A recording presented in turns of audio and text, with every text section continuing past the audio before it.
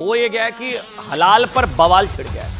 अब ये मांग उठ रही है कि भाई पूरे देश में क्या इसको लागू किया जा सकता है, जो हलाल सर्टिफिकेशन, जो बैन, हलाल सर्टिफाइड प्रोडक्ट्स जो बैन कर दिए गए उत्तर प्रदेश में, क्या ये पूरे देश में हो सकते हैं?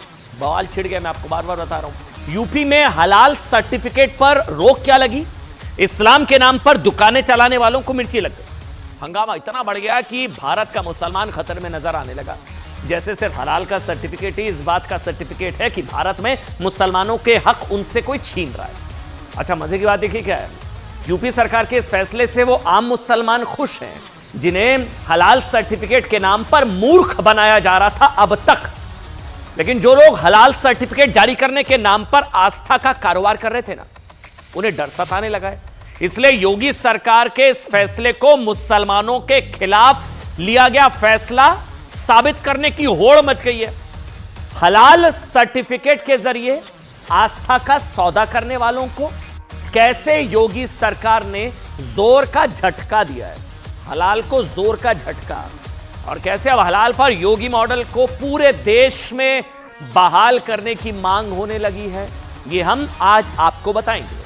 लेकिन उससे पहले एक मिनट के लिए जरा आप इमेजिन करिए, चलिए मैं एक सिचुएशन आपको देता हूं। आप इमेजिन करिए कि भारत में रहने वाले बहुत सारे हिंदू जो सात्विक भोजन में विश्वास रखते हैं, अब उनमें से कई हैं जो प्याज और लहसुन तक नहीं खाते हैं, बहुत होंगे। सात्विक भोजन शैली के अनुसार ये दोनों चीजें तामसी प्रवृत्ति की और इन्हें खाना शास्त्र सम्मत नहीं है। उनकी आस्था है, हिंदुओं के एक वर्ग की आस्था है। अब मान लीजिए कि ये सारे हिंदू ये मांग करने लगे कि भाई बाजार में खाने पीने का जितना भी सामान बिकता है उसे पहले सात्विक सर्टिफिकेशन हासिल करना होगा।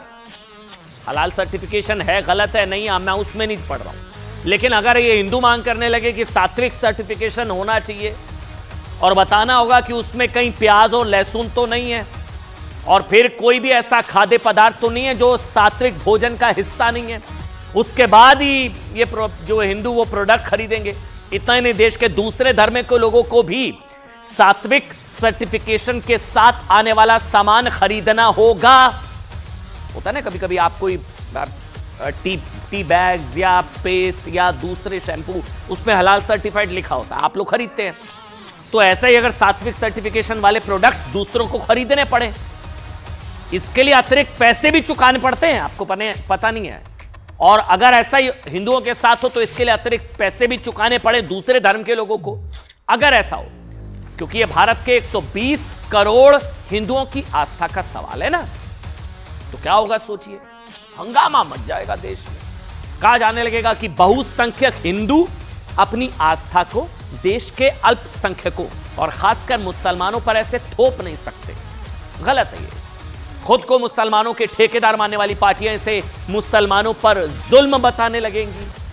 देश के नेता विदेश में जाकर कहने लगेंगे कि देखा क्या हो रहा है भारत में, इतना बुरा हाल है, भारत के अल्पसंख्यक मुसलमानों पर बहुसंख्यक हिंदुओं की आस्था थोपी जा रही है। ये सब दुष्प्रचार किया जाएगा। इन सब के दबाव में बड़ी बड़ी कंपनियां पीछे हटने लगेंगी और फिर लिबरलिज्म के नाम पर यह कह देंगी कि भाई उनका प्रोडक्ट सबके लिए है। प्रोडक्ट जो है वो सेकुलर होता है, वो कम्युनल नहीं हो सकता, एक धर्म के लिए नहीं हो सकता। फिर ये लेक्चर दिया जाएगा। इसलिए वो सात्विकता का कोई सर्टिफिकेट अलग से जारी नहीं कर सकती। मतलब तब सबको ना सेकुलरिज्म याद आ जाएगा कि नहीं, एक धर्म के लिए इस तरह का सर्टिफिकेशन जो है वो गलत होगा, दूसरे धर्मों को भी वो खरीदना होगा, गलत है। तब सेकुलरिज्म याद आ जाएगा और सात्विक सर्टिफिकेशन कम्युनल फैसला हो जाएगा। चलिए मान लेते हैं, ठीक। अब यही लॉजिक हलाल सर्टिफिकेशन पर लागू होना चाहिए क्या?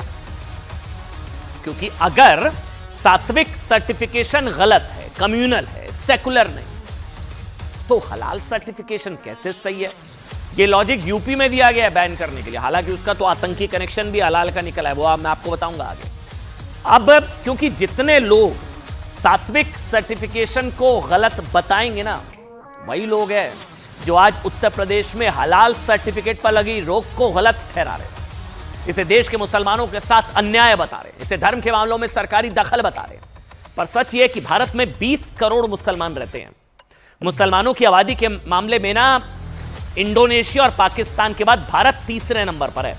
1974 तक 1974, ये जो हलाल सर्टिफिकेशन आप सुनते हैं ना, कहानी इसकी है कि 1974 तक 1974 तक भारत में मुसलमानों की आबादी करीब 11 करोड़ थी, 11 करोड़। और भारत में हलाल सर्टिफिकेट देने की शुरुआत पहली बार 1975 में की गई, यानी 48 साल पहले तक हलाल सर्टिफिकेट जैसी कोई व्यवस्था ही नहीं थी। 11 करोड़ मुसलमान रहते थे भारत में, 11 करोड़, लेकिन तब कोई हलाल सर्टिफिकेट जैसी कोई व्यवस्था नहीं थी। तो वो भी तो मुसलमान ही थे ना, वो कम मुसलमान थोड़ी ना थे। या असली मुसलमान 75 के बाद ही आए हैं, उससे पहले मुसलमान नहीं रहते थे क्या? जबकि भारत में मुसलमान सैकड़ों वर्षों से रहे, लेकिन पिछले आप सोचिए 40-45 सालों में आखिर ऐसा क्या हो गया कि देश में देखते ही देखते एक नहीं, दो नहीं, बल्कि दर्जनों ऐसी संस्थाएं पैदा हो गई हैं जो हलाल सर्टिफिकेट बांटने लगी हैं। और कंपनियों में भी मीट प्रोडक्ट को लेकर मसालों और मेकअप तक के सामानों तक पर हलाल सर्टिफाइड लिखने की होड़ मच गई है। हलाल सर्टिफिकेशन, जब आप कहानी सुन रहे होंगे, अपने घर में जो प्रोडक्ट्स पड़े उनको चेक करिएगा, उस पर हो सकता है थप्पा लगाओ हलाल सर्टिफाइड। हलाल सर्टिफिकेशन के नाम पर एक ऐसा समानांतर आर्थिक नेक्सस तैयार कर दिया गया है ना, जिसमें अब तक कोई भी सरकार दखल देने की हिम्मत नहीं दिखा पाई। मजबूरी कुछ भी हो सकती है। अच्छा, अभी ऐसा इसलिए हो रहा है क्योंकि भारत में हलाल इंडस्ट्री, आप सुनेंगे कितने करोड़ की है इस समय, 8 लाख करोड़ रुपए से ज्यादा की हो चुकी है। या ये इसलिए हो रहा है क्योंकि कुछ लोग हलाल सर्टिफिकेट के नाम पर मुसलमानों के धार्मिक विश्वास को दूसरों पर थोपना चाहते हैं। कुछ लोग मुसलमानों की आस्था के साथ खिलवाड़ और उनके भरोसे का कारोबार कर रहे हैं। या इसलिए हो रहा है क्योंकि हलाल सर्टिफिकेशन के नाम पर जो पैसा मिलता है ना, उससे आतंकवादी संगठनों और देश विरोधी गतिविधियों की फंडिंग की जा सके। क्योंकि इस तरह के आरोप हैं, एफआईआर जो हुई है लखनऊ में, उसमें है कि करोड़ों का जो खेल हो रहा है, इसकी फंडिंग जो है आतंकी कनेक्शन भी निकल कर आ रहा है। इन सवालों के जवाब हम आपको देंगे, लेकिन पहले ये देख लीजिए कि बोल कौन कौन रहा है और क्या कौन कौन कह रहा है। एक बार आप सुन लीजिए। तो ये हलाल सर्टिफाइड के बहाने टेरर फंडिंग का एक बहुत बड़ा स्रोत उत्तर प्रदेश की धरती से चल रहा था, जिसके नाभिनाल को उत्तर प्रदेश की सरकार ने काटा है। इस बात के लिए उत्तर प्रदेश सरकार और विशेषकर मुख्यमंत्री योगी आदित्यनाथ जी बधाई के पात्र हैं। कौन लोग हैं और किस मंशा के साथ ये हलाल सर्टिफिकेट देने का प्रयास कर रहे थे? क्या इसके पीछे किसी प्रकार का सांप्रदायिक विभाजन उत्पन्न करना है? क्या लोगों की भावनाएं भड़काने का प्रयास है? ये सारी बातें जांच में आएंगी और जांच के आधार पर जो लोग दोषी निकल करके आएंगे उनके खिलाफ ठोस और कठोर कार्रवाई होगी, क्योंकि किसी को भी ये इजाजत नहीं दी जा सकती है कि किसी की धार्मिक भावनाओं को भड़काने की कोई चेष्टा करे। इस्लाम में देखिए एक मसला है कि जिन चीज़ों पर अल्लाह के नाम पर जो चीज़ ज़िबा की जाएगी वो हलाल है, और जो अल्लाह के नाम पर नहीं है वो हराम है। तो ये चीज़ें, इन पर अगर कोई पॉलिसी गवर्नमेंट की जो बनाई है या है नहीं है, मुझे पता नहीं है इसका, लेकिन इस पर जो एक कमेटी बननी चाहिए, जो उस कमेटी को चेकअप करने के बाद में उसका फैसला करे कि ये हलाल है, ये हराम है। दिल्ली और लखनऊ के इंजन आपस में टकरा रहे हैं। जो फैसला केंद्र की सरकार को लेना चाहिए था वो उत्तर प्रदेश की सरकार ले रही है। अगर हलाल प्रोडक्ट से दिक्कत भारतीय जनता पार्टी को इतनी है तो भारतीय जनता पार्टी की केंद्र की सरकार को, राज्य की सरकार को, डबल इंजन की सरकार को पूरे देश में हलाल प्रोडक्ट के आयात और निर्यात पे प्रतिबंध लगाना चाहिए। अच्छा, आपको वैसे जानकारी के लिए आपको पता है कि हलाल सर्टिफिकेशन जारी करने वाली, हलाल सर्टिफाइड करने वाली ऐसी कुछ सरकारी तो एजेंसी है ही नहीं। यानी कि सरकार की तरफ से ऐसी कोई ऑफिशियल कोई संस्था है ही नहीं जो हलाल सर्टिफिकेशन इस तरह से दे। तो जो हलाल सर्टिफाइड कुछ मुसलमान भाई जो खाना या जो कंज्यूम कर भी रहे हैं ना, उसकी भी गारंटी नहीं है, क्योंकि जो संस्थाएं ये कर रही है हलाल सर्टिफाइड, उन पर बहुत बड़ा प्रश्न चिन्ह है। देखिए, कल ही हमने आपको बताया था ना कि कैसे उत्तर प्रदेश सरकार ने तत्काल प्रभाव से प्रदेश में हलाल सर्टिफिकेट जारी करने पर रोक लगा दी है और इन कंपनियों के खिलाफ कार्रवाई की जा रही है। हलाल पर एक्शन, टेरर कनेक्शन, जो हलाल सर्टिफाइड लोगों के साथ अपने उत्पाद बेच रही हैं। हमने आपको हलाल के आतंकवादी कनेक्शन के बारे में भी बताया था। ऐसा आरोप है कि हलाल सर्टिफिकेशन के नाम पर कुछ निजी संस्थाएं करोड़ों रुपए की कमाई कर रही हैं और इससे आतंकवादी संगठन और राष्ट्र विरोधी गतिविधियों को फंडिंग भी की जाती है। सारी चीजें एफआईआर में है। इसको लेकर लखनऊ के हजरतगंज थाने में एक एफआईआर दर्ज कराई गई है।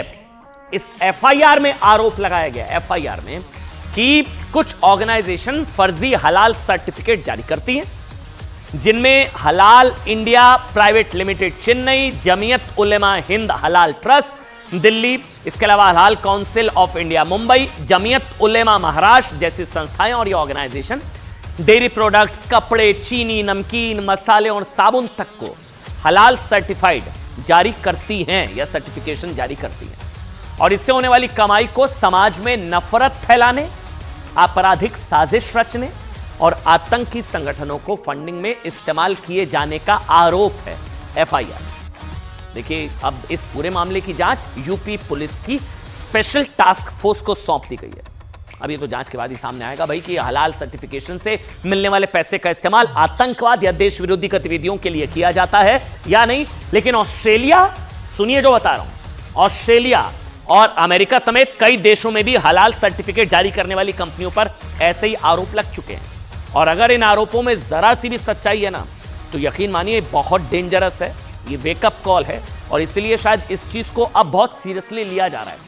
अब एक आंकड़े देखिए, इस वक्त मैं आपको बताऊं, पूरी दुनिया में हलाल इंडस्ट्री इस समय करीब करीब 3 ट्रिलियन डॉलर्स की है, यानी 249 लाख करोड़, तकरीबन समझ लीजिए 250 लाख करोड़ के आसपास ये पूरी दुनिया की हलाल इंडस्ट्री।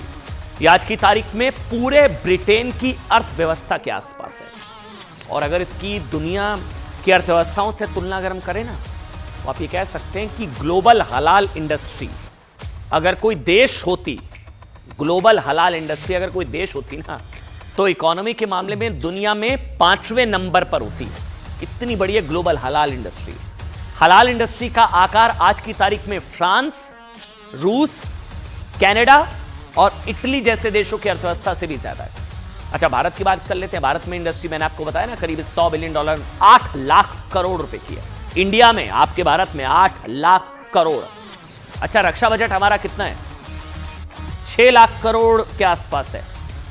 अब अगर यूपी पुलिस का शक सही है, आतंकी कनेक्शन वाला, कि हलाल सर्टिफिकेशन से मिलने वाले पैसे का इस्तेमाल आतंकी गतिविधियों के लिए होता है और इसमें हलाल इंडस्ट्री का भी योगदान है, तो आप अंदाजा लगाइए कि भारत के रक्षा बजट से भी ज्यादा कि हलाल इंडस्ट्री का अगर एक छोटा सा हिस्सा भी वाकई इस काम के लिए इस्तेमाल हो रहा है, तो ये रकम कितनी बड़ी हो सकती है। इसलिए सबको सतर्क रहने की जरूरत है।